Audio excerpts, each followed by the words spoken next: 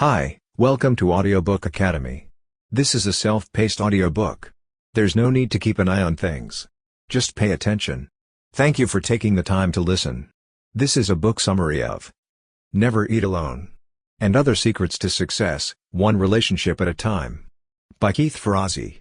Our success depends on the strength of our relationships, and we can only thrive if we build strong networks.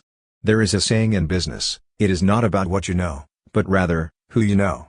Successful people are those who know how to make connections that benefit both themselves and those around them.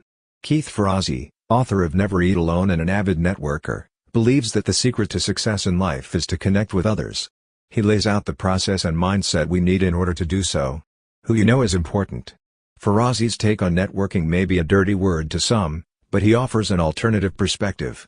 Generosity is at the heart of effective networking.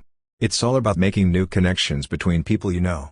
Instead of exchanging business cards in a hurried, desperate glad handshake, he uses a more measured approach to networking. We'll briefly go over the reasons why being able to connect with others is one of the most important business and life skills we can learn. To build and maintain trusting and reciprocal relationships, Ferrazzi recommends that we follow his advice.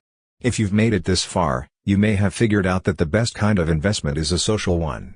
Would you accept a free all-inclusive ski weekend if offered to you over the phone? Inquiring minds want to know, what's the catch?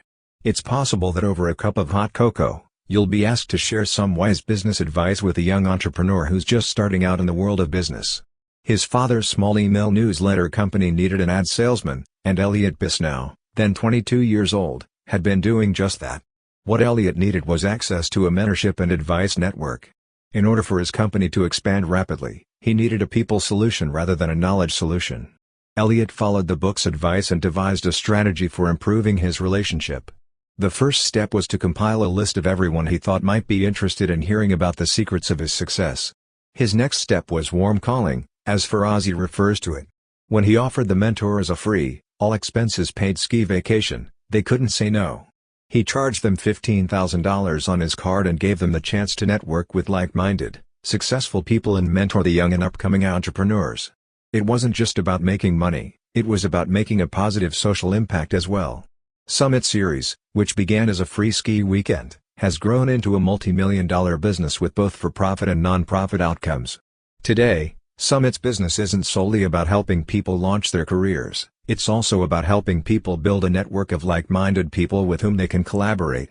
Our human need for connection, belonging, and meaning is also at play. A decade of social science research shows that meeting these needs isn't just a soft concept of a happy life. Our connections to others are a precondition for our own creativity, as well as for the advancement of others. Connecting with others is a fundamental life skill that is essential for success. Why? It's common practice to conduct business with people you know and like. Networking is essential to a successful professional career. According to a well-known study, 56% of the 282 people polled said they had found their current jobs through personal connections. On the other hand, only 19% had found theirs through job advertisements, and only 10% had initiated their own application process. However, the strength of our bonds is also linked to our health and happiness. First and foremost, our personal and professional well-being depends on the support, guidance, and love we receive from the community we build around us. In order to succeed in networking, we need to be audacious. First-generation American Pete Ferrazzi, Keith's father, served in the Merchant Marine during World War II and was an unskilled steelworker. He was used to working long hours for meager pay, and he wanted more for Ferrazzi than that. As hard as he tried, Pete didn't have any ideas on how to help his son escape their working-class surroundings. He had never been to college and had no idea about country clubs or private schools. Only his boss was capable of exerting such a strong influence. The two men had never met, but his father had a clear understanding of how the world worked. The boss agreed to meet with Pete and his son Keith and then decided to assist the young Ferrazzi in enrolling in a nearby private elementary school where all the wealthy families sent their children. Ferrazzi maintains that education was a major factor in his success. Since that time, he's been guided by the lessons he learned from his father's audacious actions, which have informed his own actions. His father's bravery inspires Ferrazzi, who says he thinks of him whenever he sets limits on himself. It's more noticeable when he's afraid of meeting new people. In order to effectively network, one must be open to receiving assistance or advice from others, no matter the circumstances. This kind of audacity can fail on occasion. If you'd like to know the list of people Ferrazzi has tried to connect with, you'll find it here. Audacity has its drawbacks, but it also offers the chance to work with others. The most important thing is to ask for help when you need it. Nevertheless, it's just as important, if not more, to contemplate how we can assist others. Authenticity and generosity can temper audacity. Be aware of the ways in which you can assist others. As Ferrazzi found out the hard way early on in his career networking days, no one appreciates someone who is just there to schmooze. That type of person is one who has a martini and a business card in one hand, and they're giving a prepared sales pitch with the other. To be frank, we don't want to be the phony, egotistical grin factor.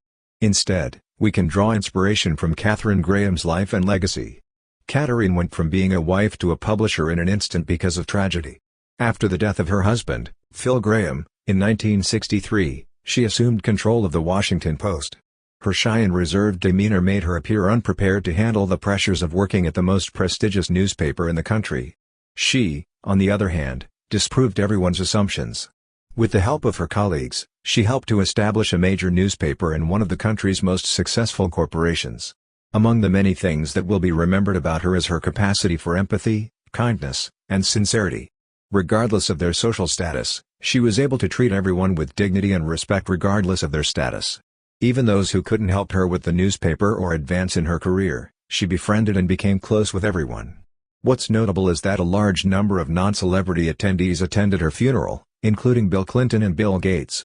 Her legacy and character reveal an inner truth: those who are the best networkers don't network, they make friends, when it comes to reaching out and helping others. A key component of effective networking is building long-term relationships based on mutual honesty, trust, and respect, and doing so with everyone you meet. Stopping the urge to overconnect and instead fostering meaningful connections is the way to go about this. 1-hour meetings are better spent engaging in meaningful dialogues with a smaller number of people than looking away from the person with whom you're conversing. Secondly, as with Katharine, be mindful of how you treat each person, regardless of their position on the so-called ladder of success. As a substitute for this, ask yourself, how can I help others? It will be fine if we just follow this one principle, he assures us. Determine your purpose and be clear on your objectives. Identifying the why and mission of what you're doing is essential before looking for someone to lend a hand. Self-made people don't exist, and they don't exist at all. To get where we want to go, we must rely on the assistance of other people. But before you do anything else, you must first look inside yourself. To find those who will support your passion, you first need to decipher precisely your passion and then translate it into a specific goal. You may find this exercise useful in determining where your passion and purpose may be found. Start by creating a 2-column spreadsheet. Even if your dreams and goals sound preposterous to you at first, write them down in the first column. Make a list of the things that make you happy and content in the second column. Take a step back and keep an eye out for the points where the 2 columns intersect. To find out what your blue flame is, ask trusted friends and family members what they think your greatest strengths are and where you need to work on improving. The next step is to set goals. It is important to set goals that are specific, realistic, and force you to step outside of your comfort zone. In order to stay on track once you've developed a strategy, you'll need help from others. Creating a relationship action plan separates this advice from other goal-setting strategies. List all the people who can assist you in achieving your goals. Make a group of trusted advisors to guide you. Individuals who can hold you accountable to your goals are a valuable resource. Identify mentors, people who can help you acquire the knowledge and skills you need to succeed in your chosen profession. In addition, look for people who can offer emotional support when things go wrong and who can celebrate with you when things go right. On the next page, we'll discuss how to implement the relationship action plan. Be proactive about expanding your professional network so that you have access to it when you need it. Wait until you're in trouble before reaching out for help. The most common blunder is that people only seek assistance when they are in desperate need of it. Before this happens, they need to get in touch. Mutual respect, generosity, and mutual trust are all essential components of healthy relationships. Building a two-way street takes time. As long as we don't come across as a network nuisance, or appear insincere or exploitative, we should be able to connect with others. Follow in the footsteps of Bill. Prior to becoming president, Bill Clinton was a firm believer in the build it before you need it maxim. Writing down people's names was an everyday habit for him as an undergraduate at college. The foundation of his future network was laid by him carefully cultivating relationships based on mutual respect and trust. Many people say Clinton is always approachable and friendly. In addition to remembering your name, He shows genuine interest in your conversation. This brings us to our next point: try to make friends rather than business contacts, and steer clear of the usual networking practices such as exchanging business cards. Build relationships and disrupt the norms of traditional networking. It's not necessary to have a formal introduction at your first meeting. For a more relaxed atmosphere, meetings can be held over coffee or a meal. To avoid this, think outside the box and look for common ground. Determine the best location for a meeting based on what you know about this person, or conduct a background check. You can go to a soccer game together if you both enjoy it. Doing something you both enjoy does wonders for establishing trust and fostering a sense of connection. In the end, getting to know someone isn't about how much time you spend with them, but rather about how you spend that time. It's known as relationship cement. You should ask yourself why you want to connect with them before arranging a meeting. What you can gain and what you can give back are not the only considerations. Avoiding small talk is also a good idea, which brings us to the next point: clarifying what you want to say. No small talk is the best small talk. You've probably been asked to name the 5 people you'd most like to have dinner with during a job interview or in a similar circumstance. Who did you select? The most likely reason you chose them is that they're excellent communicators or have a wealth of knowledge and insight to share with you. What are the chances of picking an individual who is known for making small talk? So, the lesson here is to avoid small talk at all costs. If you want to have a memorable conversation with someone, avoid small talk. Talking about the weather or how delicious the food is won't help you build strong relationships. Instead, make an effort to pay attention, to be honest, and to be open, and to say something that no one else has said before. You'll need to do a little homework, figure out what your contacts like and talk about it. Second, contemplate what distinguishes you from other people in your field. In the event that you must talk about yourself, be sure to include interesting tidbits about yourself. Is there a memorable event in your life? Alternatively, have you ever been to a strange or interesting location? To keep the conversation going, share some of the more unusual facts about yourself. How to begin building your social network has been the focus of our discussions thus far. As a result, networking requires that you keep a close eye on the people you meet. Follow up and look for ways to assist. What matters most is how we can help others, not how others can help us.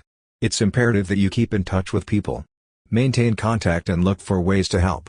Within the first 12 to 24 hours of contacting someone, be sure to follow up. Express your gratitude for their time by writing a brief email or handwritten note. If you want to make it more personal, mention a particular part of the conversation that you found particularly interesting. Keeping in touch may seem like a hassle, but if we don't do it quickly, people will forget about us. As a result, many professionals find it nearly impossible to remember the names and faces of everyone they meet. Finally, I'll say this. The title of the book is Never Eat Alone for a reason. Ferrazzi encourages us to devote time to follow up with our contacts. Organize lunchtime get-togethers with friends and coworkers, or plan an early morning coffee or a late-night drink before heading home. Keeping in touch means staying in touch on a regular basis, even if it's just by phone or email. Be aware of everything that's happening with them, both professionally and personally. Just let them know you're interested in spending time with them and that you care about them.